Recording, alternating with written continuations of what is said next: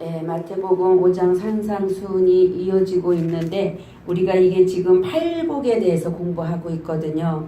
근데 이 팔복을 우리가 지금 다 안 보고 외울 수 있을까요? 못 외우죠? 순서는 대충 아는데도 또 헷갈리고 줄줄줄줄 안 나오잖아요. 그러니까 그런 의미에서 한번 우리가 5장 1절부터 12절까지 교독하기 원합니다. 제가 먼저 봉독해 올립니다. 예수께서 무리를 보시고 산에 올라가 앉으시니 제자들이 나아온지라.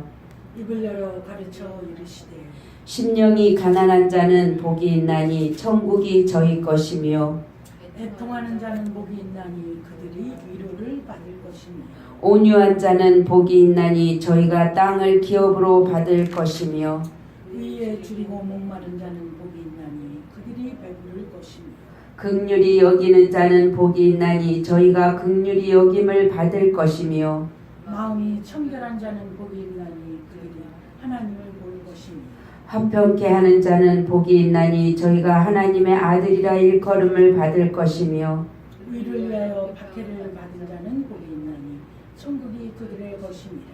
나를 인하여 너희를 욕하고 핍박하고 거짓으로 너희를 거스려 모든 악한 말을 할 때에는 너희에게 복이 있나니 기뻐하고 즐거워하라. 하늘에서 너희의 상이 큼이라. 너희 전에 있던 선지자들을 이같이 핍박하였느니라. 아멘. 기뻐하고 즐거워할 수 있습니까? 삶 속에서 예수 믿음으로 인해서 오는 환난과 고통과 아픔이 있을 때 사람들의 손가락질을 받을 때 얼마나 기뻐하고 즐거워하고 행복했습니까? 아프기가 더 많았겠죠? 아파할 때가 더 많아 있을 거예요. 그게 우리의 부족한 모습이에요. 정말 제가 조금 전에 앉아서 좀 마음에 여러 가지 생각이 와요. 저는 이제 주일날 나와서 이렇게 앉아 있으면 오늘 또 뭐 못 오신 분도 있고 그런 마음 안에서 제 마음 안에서 순간순간 이제 또 저를 돌아봅니다. 그 사람을 기다리는 게 아니라 오늘 또 이 환경을 주신 하나님 여기에서 또 무엇을 원하실까라는 거를 보면서 하루 동안에 또 잠깐 짧은 시간 동안에 여러 가지의 이렇게 사정들이 지나갔어요. 그런 사정들을 보면서 정말 이렇게 사람들의 그 마음을 보는 것 같아요. 그 마음이 바로 또 제 마음이기도 하고요. 그러니까 제가 여기서 하는 모든 말들은 나는 어떤데 너는 어때 이런 차원이 아니에요. 그들을 보면서 나를 보는 거죠. 그러면 그들의 어떠함을 볼 때 내 마음이 흔들렸을까 안 흔들렸을까 이런 거를 또 보게 되는 거죠. 그리고 이렇게 함으로 인해서 상처를 받고 아파할 수도 있겠구나라는 것을 알면서도 또 그 일을 할 수밖에 없을 때 그 어려움 그러면서 그 어려움을 통해서 인간들의 모습은 다 자기의 어떤 유익 그리고 조금 더 어떤 말 듣기 싫어하는 어떤 것들 그게 물론 저도 마찬가지죠. 그런 걸 들을 때 과연 저 사람이 어떻게 반응하는가에 따라서 그 사람의 그 영혼의 성숙을 볼 수 있겠더라는 거죠.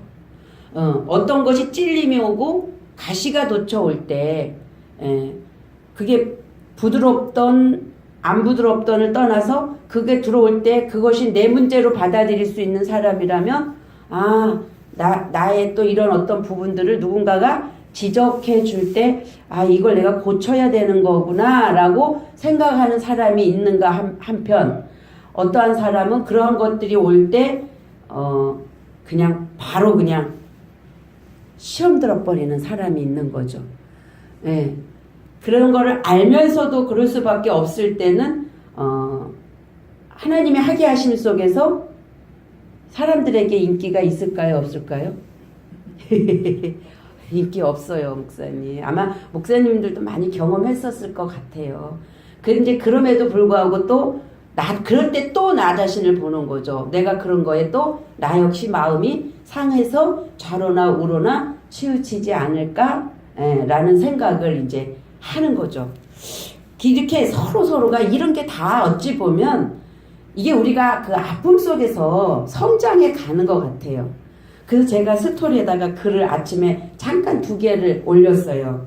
올리면서 그래 이렇게 예수님도 정말 그 인간들의 그 냄새나는 구역질 나는 당신의 창조하신 피조물임에도 불구하고 그 피조물이 막 달려들 때 그 마음이 어땠겠어요? 예수님도.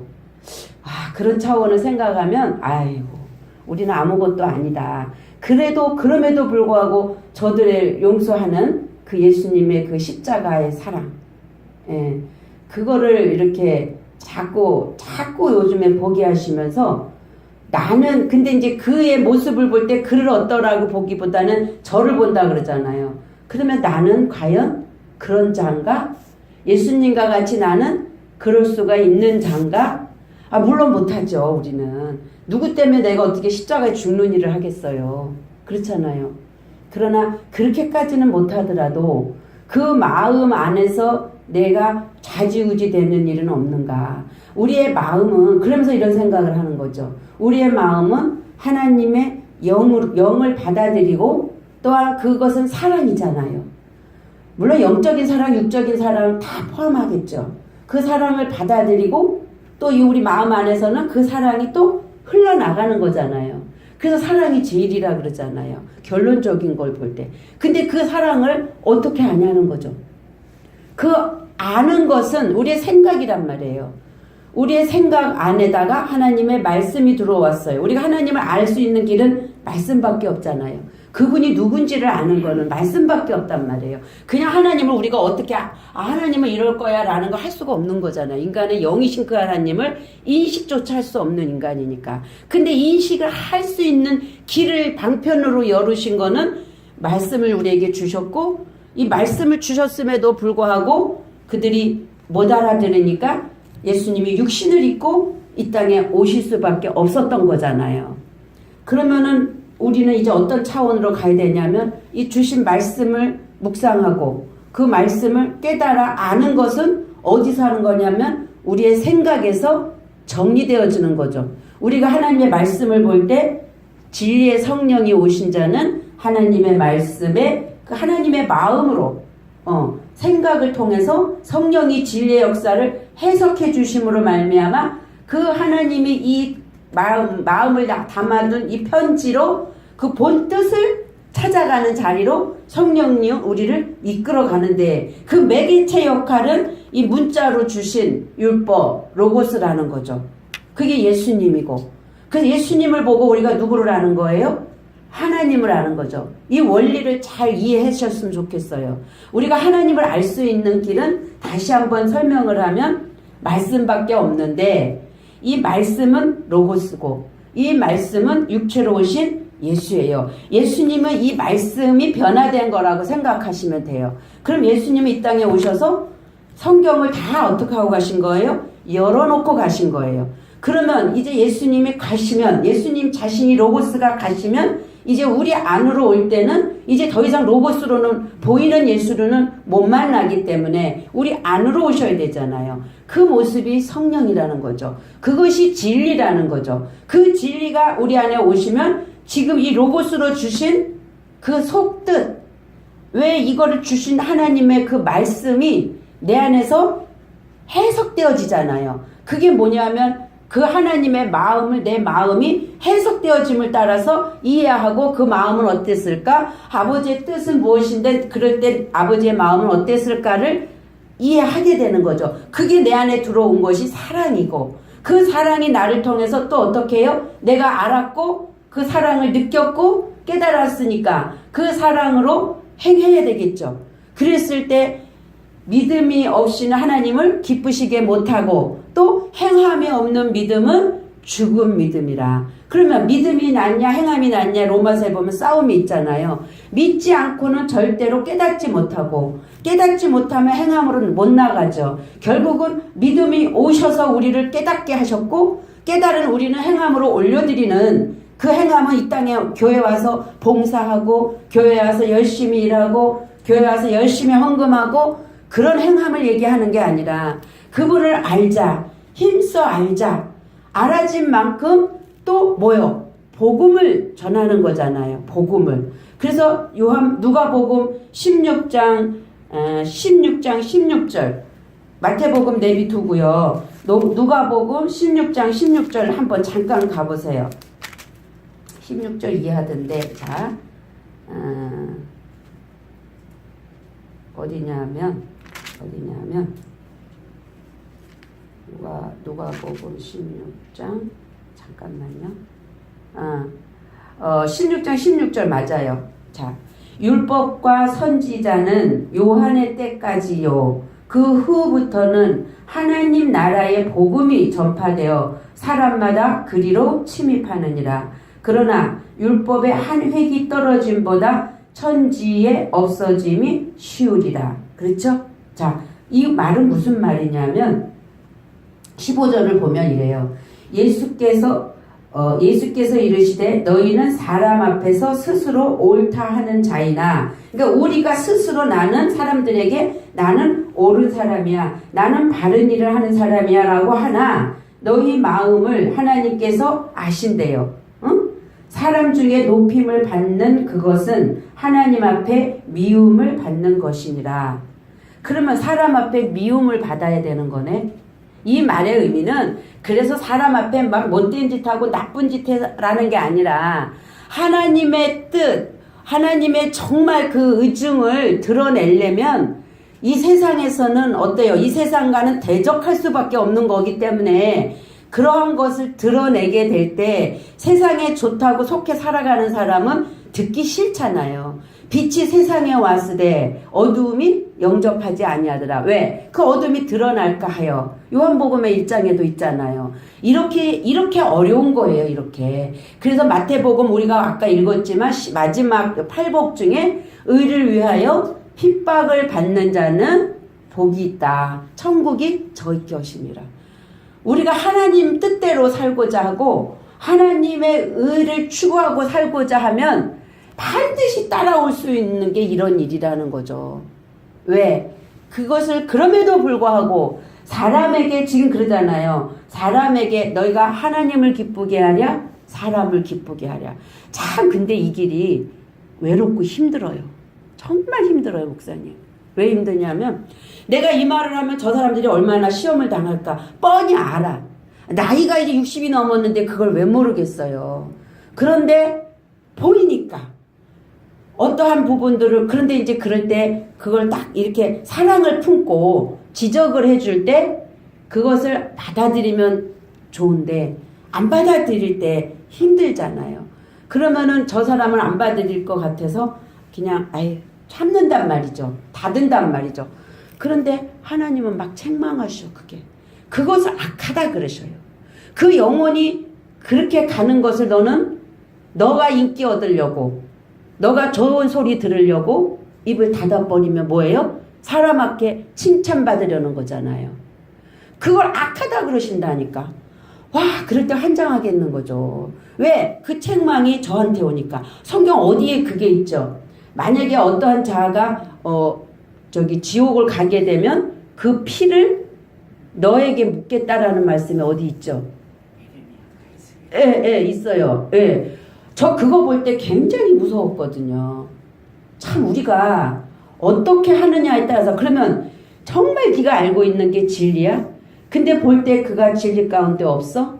아직 조금 어려가지고 들을 수 없는 귀가 있어? 그랬을 때 물론 인내하면서 눈높이의 말씀대로 이끌어 가야 되겠지만, 그러다 보면 또 너무 아닌 게 있을 때는 한 번씩 자식이 계속 도둑질 해오는데 보고 가만히 있을 수 없잖아요. 그런데 그렇다고 그럼 저는 네가 예수냐? 네가 아비냐? 이렇게 따질 수 있겠지만 그것을 성령께서 알게 하시고 보게 하셨다는 것은 저를 통해서 하는 거잖아. 제가 아니잖아요. 그렇죠?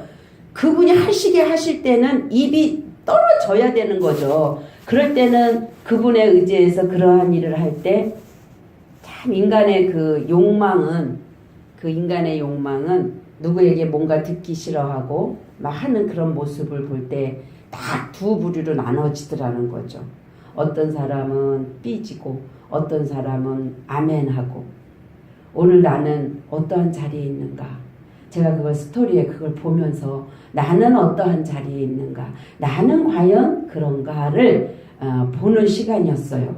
그래 앉아서 지금 열심히 스토리에다가 2개의 글을 올리면서 참 마음이 여러 가지 또 생각이 드는 거예요. 그러니까 예수를 믿는 거는 사실 수고하고 무거운 짐이죠. 이게 기쁘고 평안하지는 않을 거예요. 목사님들도 만약에 예수 안 믿었다면 오늘 이러고 있겠어요? 인간의 방법, 인간의 생각으로 뭐를 했겠죠. 저는 아마 복부인 되어 있었을 것 같아요. 목사가 아니라. 좀 그런 쪽으로 잘 돌아가니까 머리가. 그런데 하나님이 그것을 내려놓게 하시고 끊게 하시는 과정은 여기까지의 시간이 흘렀다는 거죠. 그러면서도 나를 이렇게 뒤집어 보고 까뒤집어 보면 여전히 내 안의 속성 속에 더럽고 추악한 거 있다는 것을 하나님은 계속 환경을 통해서 비추시니까 또 들켜지고 또 들켜지고 들켜질 때 그게 기뻐요? 행복해요? 물론 한편 마음에 감사는 있지만 또 그런 내 모습을 볼 때 또 마치 시골의 그 오물통에 콩나물 대가리, 김치 부대기가 많이 있지만 쫙 가라앉아 있을 때는 위에 어때요? 맑잖아요, 물이. 맑은 물이잖아요. 근데 발로 한번 툭 치니까 그냥 다 올라오네? 얼만큼 올라오느냐, 내 안에. 응? 얼만큼 있느냐. 하나만 있어도 있는 거죠. 이게 율법이에요, 율법. 그래서 율법은 크게는 613가지, 잘게 쪼개면 2000 몇 가지 되는 그거를 다 지켜야 의인이라 그런단 말이죠. 그러면 그걸 지킬 수 있는 사람이 없잖아요. 근데 준 목적은 그러니까 뭐라 그러는 거예요? 율법은 너가 죄인인 거, 그런 너야 라는 너 자신을 밝히 드러내는 그 자리로 이끄는 거라고 그래서 말씀하시는 거죠.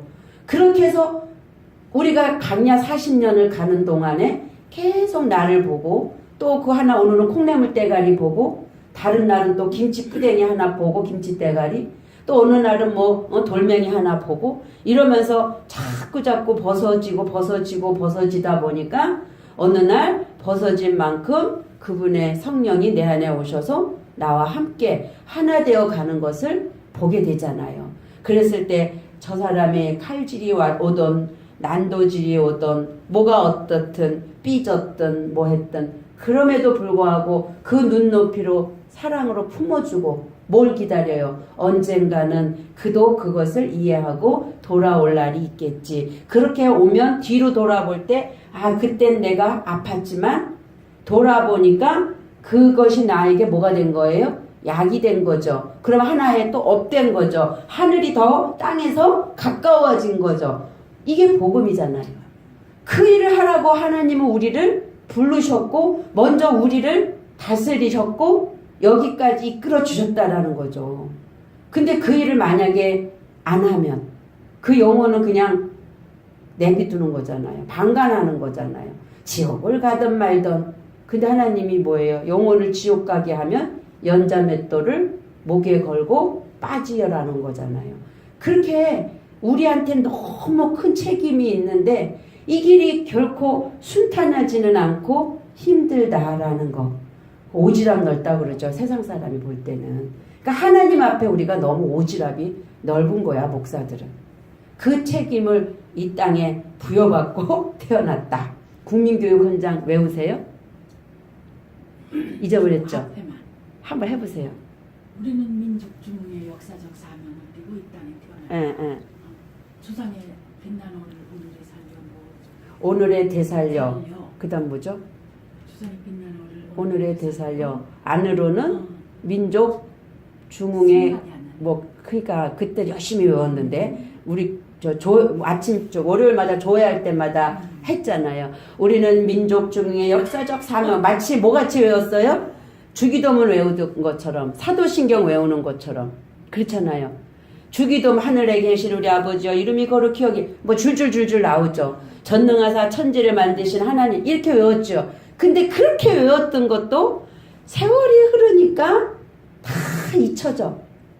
우리는 그렇게 망각의 동물이고 그렇게 보잘것없고 그렇게 미물인 우리 존재예요. 정말 저번에도 제가 얘기했지만 우주 만물을 창조하신 하나님, 밖으로, 먼저는 밖으로, 정말 이 지구가 공중에 둥둥 매달려 있잖아요. 둥둥. 이게 한 끈이라도 잠깐 하나님이 깜빡 졸기라도 하시고 잠깐 딴짓이라도 하시면 과연 이 우주 만물이 이렇게 돌아가고 있을까냐는 거죠.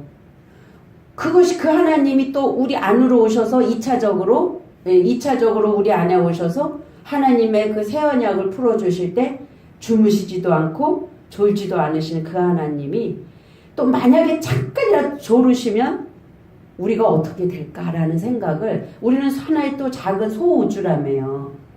저 우주 만물을 그렇게 운행하시는 거를 보면서 내 안에 오신 하나님도 그렇게 내 안에서 똑같이 어제나 오늘이나 영원토록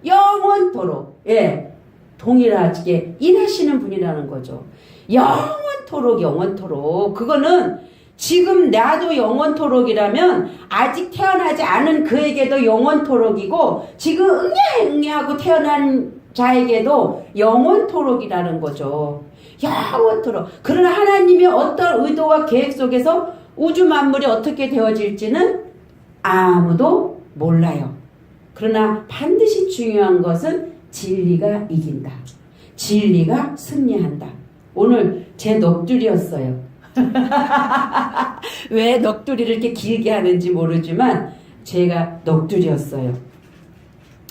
산상수훈에서 우리 먼저 5장에서 보면 예수께서 많은 무리를 보시고 1절에 산에 올라가서 이제 앉으시니까 제자들이 나오죠. 제자들이. 자, 많은 무리를 보시고 산에 올라가 앉았을 때 밑에는 허다한 잡족이 따라왔거든요. 응? 잡족들이 거기 바로 4장 24절에 보니까 그의 소문이 온 수리아에 퍼진지라 사람들이 모든 앓는 자, 곧 각생병과 고통에 걸린 자, 귀신 들린 자, 간질하는 자, 중풍병자들을 데려오니 저희를 고치시더라. 갈릴리와 데가볼리와 예루살렘과 유대와 요단강 건너편에서 허다한 무리가 쫓으니라. 그러니까 허다한 무리가 쫓을 때 이제 예수님이 팔복을 선포하시기 시작하면서 이제 성경을 열은 거죠. 입을 열어서 가르쳐요. 왜? 이 성경은 닫혀 있는 건데 예수님만이 오셔야 이 성경을 열 수 있는 거기 때문에. 그런데 거기에서 그 허다한 무리를, 잡족들을 보시고 산에 올라가 앉으실 때 비로소 제자들이 나온지라. 그래서 제자들에게는 하나님이 반드시 말씀을 열어서 알게 하셨다. 진리를 열어주셨다. 그러나 그들은 아직까지 성령이 오시지 않았기 때문에 듣는 귀가 있다 없다? 없다. 성령이 오셔야 돼. 그러면 예수님이 2차적 차원으로 변신되어져서 해석해주는 성령으로 우리 안으로 오실 때만이 예수님이 하신 그 말씀의 뜻과 의중과 의도가 비로소 들려지게 되어진다라는 거죠. 그래서 입을 열어 이제 가르치셔요. 뭐라고요? 영이 가난한 자는 복이 있나니 천국이 저희 것이며. 그렇죠? 그러면 여기에서 제가 어저께 보면서 너무너무 은혜를 받은 게 있어요. 우리는 보통 이래요. 내가 영이 가난하면 그 다음에 복이 있는데 하나님의 나라가 내게 오는 거야. 또 내가 애통해야 돼. 그러면 하나님이 위로해 주셔. 그래서 어떻게 했어요? 막 애통하고 울었잖아요. 그렇게 우리 했잖아요. 그래서 그리고 온유해야 된다니까 네 안녕하세요. 그리고 모든 사람을 품어주려 했고 막 이랬잖아요. 이게 내 의도적으로 그렇게 했잖아요. 그러한 자가 복이 있다니까. 그래서 땅을 기업으로 받는다니까 저 천국 가기. 그런 자가 천국 가지. 이게 다 뭐냐면 내 기준으로 내 윤리 도덕의 국어 국문학적으로 이 단어를 이해하고 하나님을 찾아갔다라는 거죠. 그런데 하나님이 지금 우리가 하고 있는 것은 그게 아니었네. 하나님이 오셔서 우리에게 알게 하는 거. 그건 뭐야? 성령이 내 안에 오시면 나를 진리 가운데로 인도하는데 하나님 차원에서 우리에게 비춰주시고 깨닫게 하시고 해석되어 주는 거, 그것만이 진리네 라는 걸 지금 우리가 알고 그걸 찾아가고 배우고 가는 거잖아요. 그렇게 보는데 예수 그리스도께서 애통하는 자는 복이 있나니 하면서 또 온유한 자는 복이 있나니를 쭉 앞에만 찾아가니까 뭐가 있냐면 그 다음에 긍휼히 여기는 자, 마음이 청결한 자, 화평케 하는 자, 나를 인하여 너희를 욕하고 뭐 핍박하고 뭐 이렇게 쭉 나올 때 앞에는 이러한 자는 결국은 이렇게 된다는 거잖아요. 그렇죠? 그러니까 내가 애쓰고 수고해서 뭐가 되는 게 아니라 앞에는 예수님을 놓고 보면 되는 거야. 제가 어제 그걸 발견했어. 오늘 온유한 자를 해야 되거든요. 그런데 딱 보니까 예수님이 영이 가난한 자가 되어서 이 땅에 오셨고 그리고 오셔서 애통하는 자가 되었어. 애통을 찾아가면 6월절. 그럼 6월절은 당신이 어때요? 죽음을 통과한 거잖아. 어린 양 6월절 건너가야 되잖아. 애굽에서 종로로 타고 있는 이스라엘 백성을 건네줘야 되잖아요. 이쪽으로 광야로 내보내야 되잖아요. 왜? 거기 나가야 뭐가 있어요? 로고스가 하늘에 만나가 내리니까. 그래서 글로 갈 때 누구 때문에 가요? 예수님 때문에 가잖아요. 거기에 애통이라는 단어가 6월절이라는 단어가 있는 거예요. 그래서 일단 그 영은 가난한 자로 점진적으로 오셨고 그 다음에 6월절을 통과할 수 있는 그 6월절의 어린 양이 되어주셨고 그리고 온유한 자는 온유라는 말을 오늘 공부하겠지만 짓밟히고 고난당하고 슬픔당하고 나를 훈련시키는 그러니까 예수님이 오셔서 철저히 어떻게 되셨어요? 찢어지고 짓밟히셨잖아요. 수고하고 무거운 짐 자들아 그거 배우셨죠? 못 배웠어요? 배웠어. 그렇게 찢어지고 짓밟히고 나는 마음이 온유하고 겸손하니 그게 우리가 생각하는 온유하다 겸손하다 뜻이 아니잖아요. 그만큼 짓밟히고 처절하게 낮아졌다는 말을 우리말은 그냥 온유하고 겸손하다라고 얘기한 거지 그러한 상태가 되어 있는 나를 배워라 그거잖아요. 그러니까 내가 먼저 예수님도 그러한 자였다라는 걸 설명하는 거잖아요. 그렇게 되어졌고 그 다음에 또 뭐예요? 긍휼이 의에 줄이고 목마른 자가 되어졌다 나는. 그래서 뭐라고 나중에는 내가 주는 떡을 먹고 내가 주는 포도주 피를 마시지 않으면 나와 상관이 없다라는 만찬 석상의 사님 이런 말들. 또 긍휼히 여기는 자는 긍휼히 여김을 누가 긍휼히 여기겠어요? 주님이 오셔서 우리를 긍휼히 여겨 주시니까 긍휼히 여김을 우리가 받게 되는 거잖아요. 그러니까 이쪽은 예수 그리스도가 오셔서 뭔가를 당신이 점진적으로 행하신 거라면 그거에 대해서 우리가 받는 어떠한 거라는 거죠. 그리고 마음이 청결한 자는 하나님을 보게 해주겠다. 또 그 다음에 화평케 하는 자는 누가 화평케 해요? 예수님만이 오셔서 하나님과 우리 사이에 막힌 담을 허셨잖아요. 그래서 화평케 하는 자는 또 뭐예요? 하나님을 이 아들 되게 하시겠다. 예. 그러니까 의를 위하여 핍박을 받으면 그 다음에 천국이 완료로 여기서 이제 완료로 내 거가 되는 거예요. 이런 것을 우리가 어떻게 감히 이러한 과정을 갈 수 있을까? 인간이 노력과 애씀으로 이게 되어질까라는 생각을 묵상할 때 성령께서 땅 한 대를 때리시면서 이것을 예수 그리스도가 했구나. 응? 그래서 그가 찔림은 우리의 허물을 인하며 그가 상함은 우리의 죄악을 인함이라. 그가 징계를 받음으로 우리가 평화를 누리고 그가 채찍에 맞음으로 우리가 나음을 입었도다. 그렇죠. 얼마나 감사해요. 그가 오셔서 그렇게 행하신 것이 그가 오셔서 그렇게 하지 않았다면 우리는 과연 그 하나님을 아버지라고 부를 수 있었을까? 그러면 예수님이 오셔서 하신 길 내가 간 길을 너희도 그대로 본을 보였다고 그러셨잖아요. 가야 돼. 그럼 나 먼저 예수님을 믿는 나 먼저 이 말씀을 이해하고 깨달아서 행한 대로 들은 대로 깨달은 대로 본 대로 그분의 것을 그대로 우리도 어떻게 해야 돼요? 나보다 너희가 큰 일을 하리라. 그렇죠? 예수님은 오셔서 딱 12제자만 만들어 놓고 가셨죠? 우리는 또 예수님의 그 남은 고난을 우리 육체에 채우면서 또 더 많은 하나님의 나라를 확장하기 위해서 예수님 한 분은 12제자를 만들었지만 이 12제자가 각각 흩어져서 또 12제자씩을 만들고 그 12제자가 또 흩어져서 12제자를 만들면 기하급수적으로 하나님 나라가 확장되겠죠. 중요한 건 근데 뭐냐 하면 예수님의 제자들은 성경에다 기록해 놓고 다 갔단 말이에요. 근데 오늘날은 그러한 제자들이 정말 참 제자들이 얼마나 있을까? 제가 어저께 유튜브에서 웃기는 걸 봤어. 세일교회라는 데가 어디야 또? 세일교회에 어떤 두 목사님이 계시를 받았대.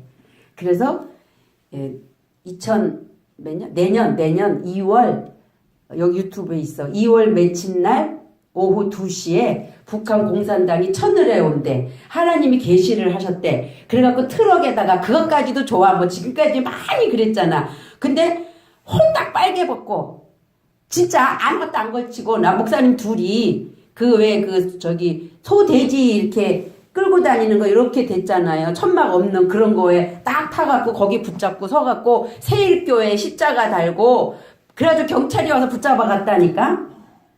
유튜브에 있어요. 야 정말 이래도 되나? 응? 지금 우리 기독교가 그루밍이니 뭐니 지금 고개 들 수 있어요 목사라고? 어떤 목사님은 남편이 막 그 목사님한테 막 이런 나 교회 안 간다고 난리를 치는 분도 있다라는 거죠.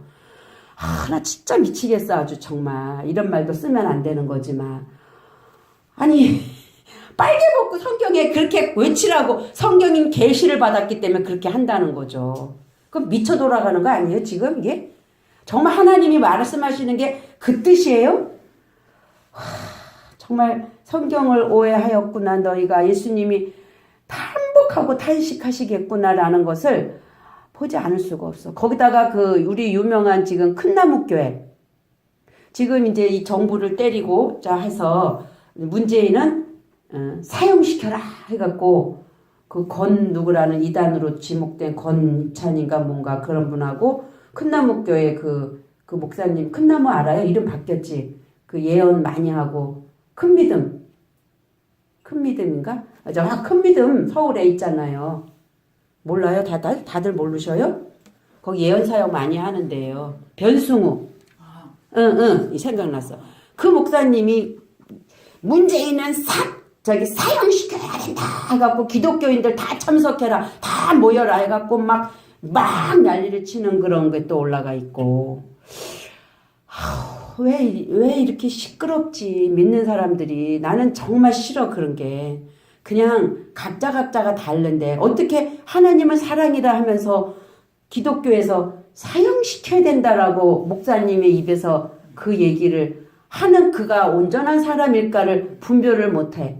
그래서 또 그걸 또 올려 단톡방에. 이건 아니지 않냐는 거죠. 이게 지금 기독교에 너무 문제들이에요. 너무 문제들. 왜 이렇게 얘기했는지 모르지만 어쨌든 예수님은 그렇게 오셔서 정말 영이 가난한 자로, 그분은 영인데 영 자체인데 육체를 입고 이 땅에 오셔서 영이 없는 자로 시작하신 인간하고 똑같은 모습으로 오셨잖아요. 헐벗고 굶주리는 그 푸토코스 가난이라는 것은 완전한 거지 빈민을 얘기한다. 노숙자. 그러한 상태로 말구유에 태어나셔서 6월절에 당신의 몸을 희생제사로 드리면서 인간들을 구출해내기 위한 그 하나님의 사랑.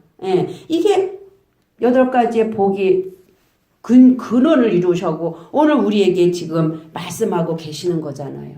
왜 이 사랑은 깨닫지 못하고 엉뚱한 데서 지금까지는 순복음교회나 이런 큰 교회들이 지금 다 망해가고 있지만 그러한 교회를 통해서 많은 영혼들을 끌어들이는 지금 교회가 종교에서 했단 말이죠. 근데 지금 이 시대는 그렇게 했다라면 이 시대는 어떤 시대냐면 시대적으로도 지금은 하나님과 나와의 1대1의 관계예요. 이제 그분하고 나와의 관계가 내 안에서 되어지고 하나님이 내 안에서, 왜냐하면 성령 시대니까. 성령은 어디로 오시는 거예요? 내 안으로 오시는 거잖아. 그러면 내 안에서 그분이 오셔서 나를 먼저 변화시키고, 나를 변화시킨 그 모습으로 누군가에게 그 사랑을 전해줘서 그렇게 또 그도 나같이 되게 해주고, 그렇게 해서 확장되어져 가는 이 시대는 그런 시대지.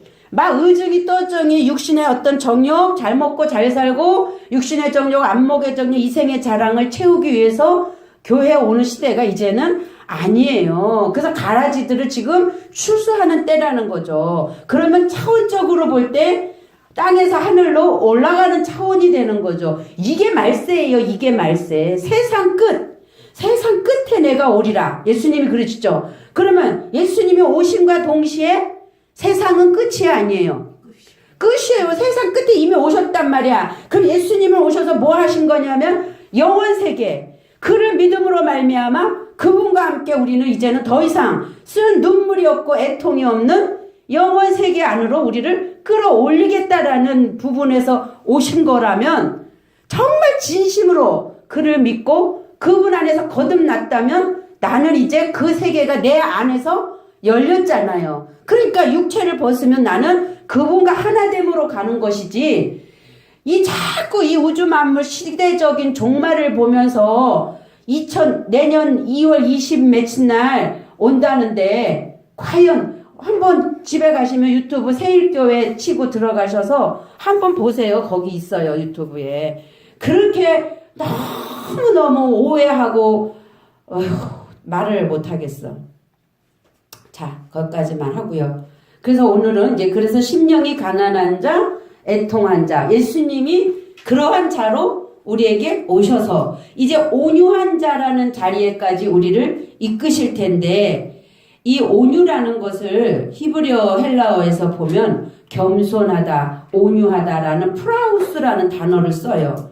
근데 이 히브리어로 볼 때 이 헬라어 프라우스는 아나부, 아니라는 데서 와요. 근데 이 아나부하고 아니라는 단어는 어떤 내용이냐면, 말씀 앞에 자기 자신을 낮추고 자기 자신을 비움으로 훈련을 받음으로 오직 주님 한 분만을 바라며 동행하는 상태를 온유한 자라고 표현을 하고 있는 거예요. 그래서 아나부라는 거를 쭉 찾아보니까 온유하다, 거룩하다, 또는 거기서 아니라는 단어로 더 어근을 찾아가니까 환경적으로, 심적으로 고통받다, 겸손하다, 비천하다, 가난하다, 그런 의미를 담고 있어요. 근데 이 말은 다 어디에서 두 단어가 왔냐면 아나부라는 단어에서 왔는데, 괴롭힘, 자책함, 훈련하다, 고통을 주다, 복종시키다, 여기에서 온유라는 단어가 온 거예요. 그러면 우리가 지금 온유라는 단어는 부드럽고 겸손하고 온화하고 이런 의미를 담고 있잖아요, 우리 안에. 근데 성경이 말하는 온유는 우리가 지금 그렇게 인식하는 것은, 결론으로 본다면 시작은 그렇게 되기까지 모세를 생각해 보시면 알아요. 모세는 어떤 자였어요? 자기 뜻이 관철이 안 되니까 쳐 죽이는 자였잖아요. 그런 자가 저기 도망가서 40년을 훈련받고 나니까 나중에는 그 모세는 지면에서 그 온유함이 최고라, 가장 승한 자다 라고 얘기했잖아요. 그런 것처럼 자기를 그렇게 낮추고 괴롭히고 자책하고 훈련하고 고통 속에서 복종하는 것을 배운 자가, 그렇죠? 그것이 없이 온유가 없겠어요? 그 과정을 통과해서 거기에 와서 비로소 온유한 자라고 모든 사람이 볼 때, 그러니까 온유는 이렇게 보면 결국은 온유라는 것은 세상에서 그냥 내 의로 막 이렇게 하는 게 아니라 그 예수님의 때문에 또 영이 갈급하고 그 애통함으로 인해서 정말 그 예수님이 하신 그 십자가의 지시기까지 자기 자신을 쳐서 복종하는, 하나님의 말씀에 순종하는 그 자리에 있는 자들을 성경은 온유한 자다라고 얘기하는 거죠. 이게 쉽겠어요? 예수님은 그렇게 하셨다니까. 그럼 우리도 그렇게 되기를 노력해야 될 거 아니에요. 그걸 가지고 지금 온유하다라고 하는데 우리가 계속 지금 어떻게 했어요? 오해한 거죠. 그래서 베드로전서 3장 3절로 4절, 베드로전서 3장 3절로 4절을 보면 무엇이 온유하냐?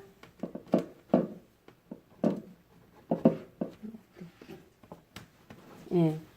베드로전서 3장 3절로 4절을 보니까 무엇이 온유하냐? 너희 단장은 베드로전서 3장 3, 4절 너희 단장은 머리를 꾸미고 금을 차고 아름다운 옷을 입는 뭐로요? 외모로 하지 말고 오직 마음에 숨은 사람을 온유하고 안정한 영이에요. 영, 푸뉴마, 신명, 마음이라고 돼. 카르디아가 아니에요. 영에 썩지 아니할 것으로 하라. 이는 하나님 앞에 값진 것이다. 그래서 마음에 숨었다라는 것은 내면에 감추어져 있다는 거죠.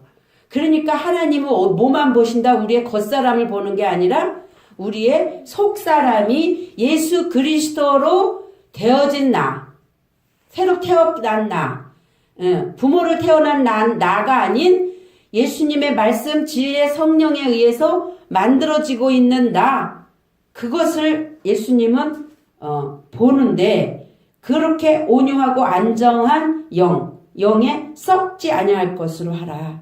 예, 우리가 외모로는 뭐 겉으로는 이 외모 그러니까 이 겉에 얼굴과 이렇게 꾸민 거 이것만 얘기하는 게 아니라 더 내를 들어가면 겉사람의 어떠함, 물질 세계에 국한되어져 있는 어떠함으로 살지 말고 보이지 않고 잡히지 않는 그 우리 마음 안에 숨어 있대요. 응?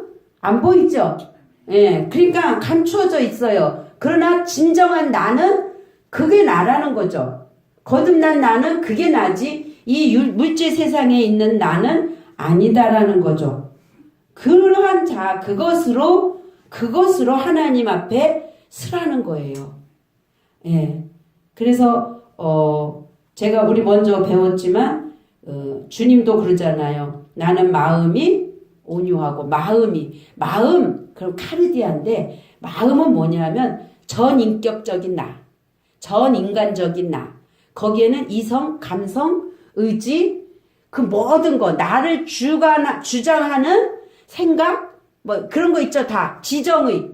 그게 마음이에요, 그게. 그 마음 안에 생각도 있고, 감정도 있고, 지정의가 있다라는 거예요. 통틀어서 그게 나다. 그걸 다른 말로 혼이다, 자아다. 라고 다른 말로 여러 가지로 표현을 하고 있다라는 거죠. 그러니까 나라는 존재는 이 많은 마음이 온유하고 겸손하니 이게 배웠죠? 우리 온유와 겸손이 진 이겨지고 집 밟혀졌다. 그것을 나와 함께 내게서 배워서 나와 함께 둘이 멍에를 메고 위로 올라가자. 그거라고 배웠잖아요. 그렇게 될 때 진정 너희의 뭐가 마음이 전인간적인 그 너희 존재 자체가 쉼을 얻게 될 것이다. 예. 그러니까 예수님이 예수 믿으면 잘 되고 복 받고 행복하고 룰루랄라 해서 막 기뻐하는 거 그걸 요구하시지 않았어. 어떻게 나를 쳐서 복종시키는데 그게 행복하고 기쁠 수 있겠냐는 거죠. 아프고 힘들지. 그러나 그럼에도 불구하고 그 자리에 있어야만이 그것을 처리할 수 있기 때문에 위로 올라가게 되는 거죠. 그러면 위로 올라간 자는 이 처리가 다 되어진 거잖아요. 그럼 이제 그때는 어떨까요? 그때는 그렇게 아픔은 없겠죠. 그런데 올라가면 갈수록 처리하면 처리할수록 이렇게 붕 뜬 기쁘고 행복하고 막 이게 아니라 차분해지는 것 같아요. 점점 더 무게를 느끼는 것 같아요. 묵직해지는 것 같아요. 마치 무거운 돌이 물에 푹 가라앉은 것처럼 우리가 그 바다를 보면요. 바다가 물론 바람의 출렁이기도 하지만 바람 안 불 땐 잠잠하잖아요. 그런데 그게 잠잠한 게 아니래요. 그 안에는요. 어마어마한 소용돌이가 있대요. 그 물속에서는.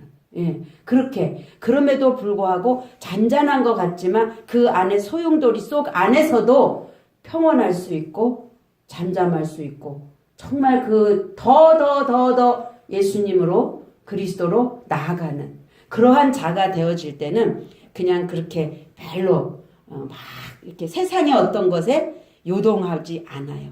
그냥 그래도 예 감사합니다.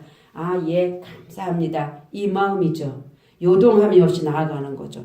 그래서 그러한 게 되어졌을 때 비로소 그것이 쉼을 얻는 거다. 야고보서 1장 21절에도 보니까 그러므로 모든 더러운 것과 넘치는 악을 내어버리고 여기서 더러운 게 뭐예요?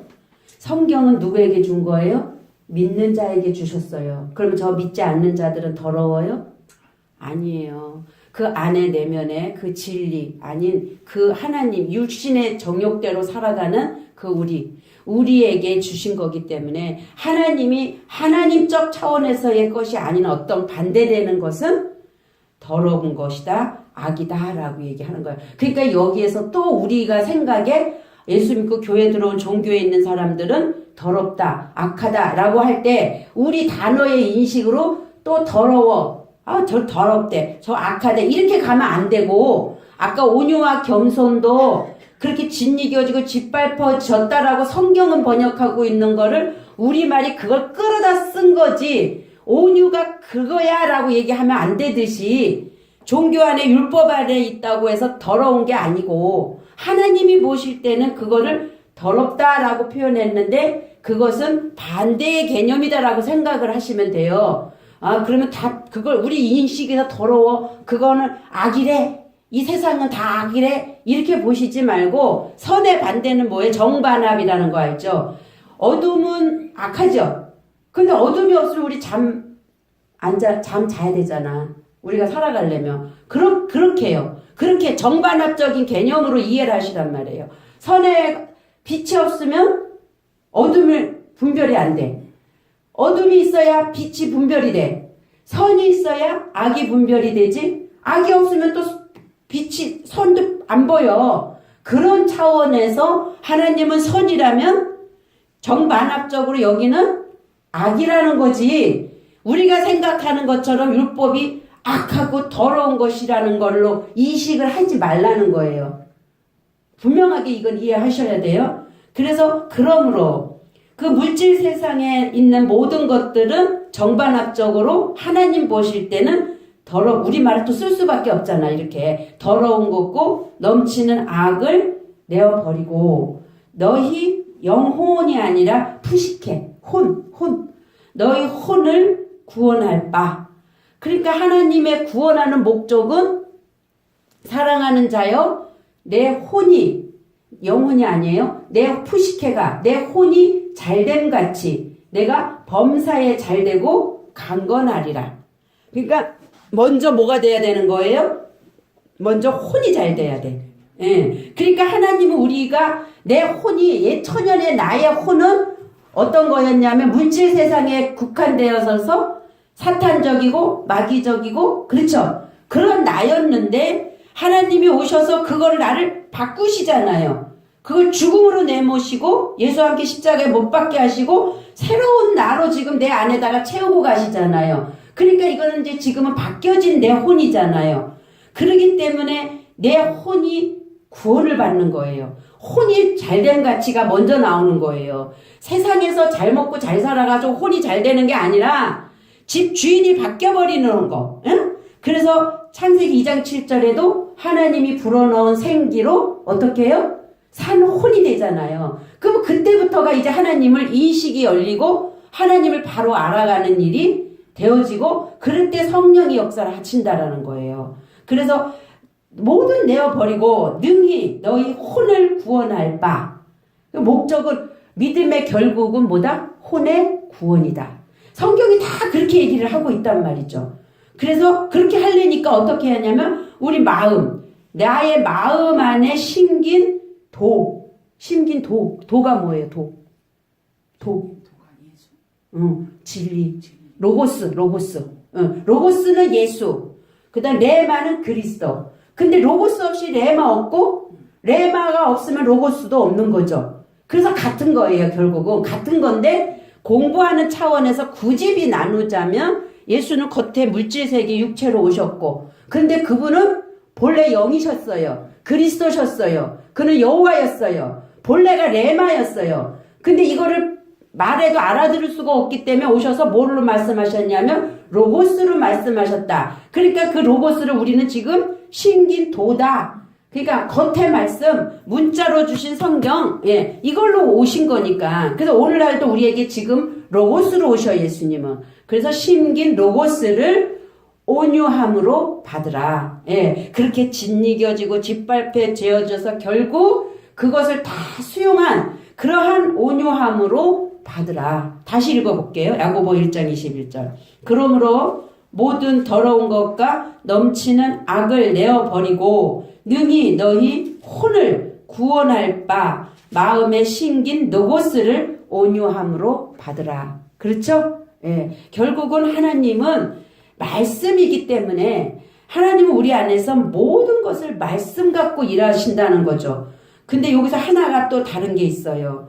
온유라는 걸 보니까 아까 그 프라우스라는 것은 온화하다, 온유하다 이런 의미를 갖고 있고 히브리어로 갔을 때 아나라는 걸로 가게 되고 거기에서는 고난받고 복종하고 연단받고 이런 의미를 가졌다 그랬잖아요. 근데 헬라어에서 온유라는 것을 다른 차원에서 또 보여지는 게 있어요. 그래서 보니까 프라우스라는 온유가 있는데 이것은 어근이 어디서 왔냐면 하나님께 기도하다, 간청하다, 예배하다. 그러니까 이 온유라는 말을 다른 표현으로 하면 결국은 누구한테? 하나님 앞에 간청하고 하나님 앞에 예배드리는 상태.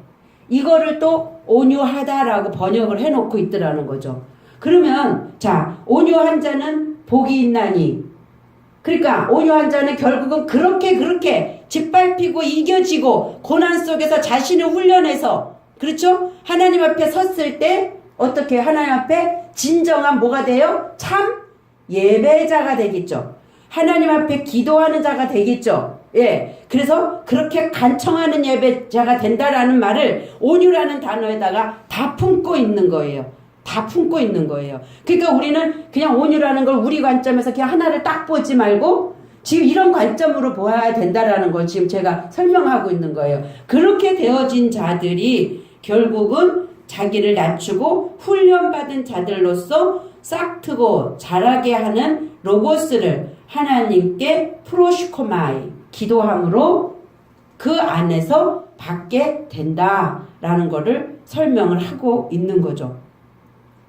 제가 지난번에 이제 그러고 나서 이제 탕자의 비유를 누가복음 우리 15장 11절부터 한번 보십시다. 누가복음 15장 11절부터.